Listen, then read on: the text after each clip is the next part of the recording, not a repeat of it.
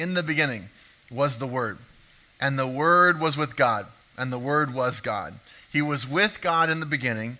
Through him all things were made. Without him nothing was made that has been made. In him was life, and that life was the light of all mankind. The light shines in the darkness, and the darkness has not overcome it. Now John is using that word for word in the Greek is logos, or logos, however you want to say it. And when he says that particular word, it's pulling in two groups that he's trying to reach, both listening where he is. You have the Greeks on one side where they use that word to mean the cosmic glue. And the cosmic glue was, all right, the Greeks had this idea that look at the stars, look at mathematics, look at the seasons, look at everything around us. Something is holding it together. They would say that a lot. Like there's a cosmic glue, this logos.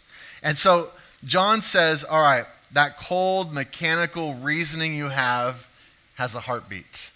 And that heartbeat, he's telling the Greeks, that logic that keeps the world from colliding with other planets and everything else, it's not a what is doing it, it's a who. And so he begins with saying it's a who.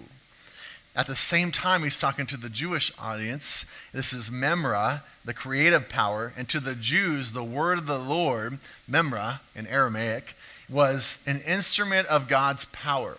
And what that means is he immediately puts Genesis and John together. He says, all right, you know how Genesis starts with in the beginning.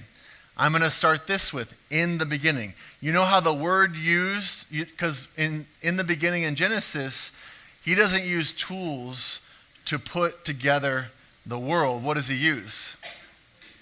Words. He used words. So he's using the word for word right here in John to say, you know how the voice of God, the word, put the world together?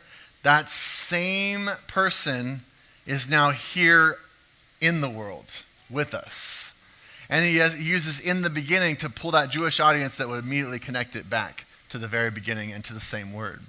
So it's an amazing writing here in which he is bringing all the audiences together back then and today and saying, all right, are you listening?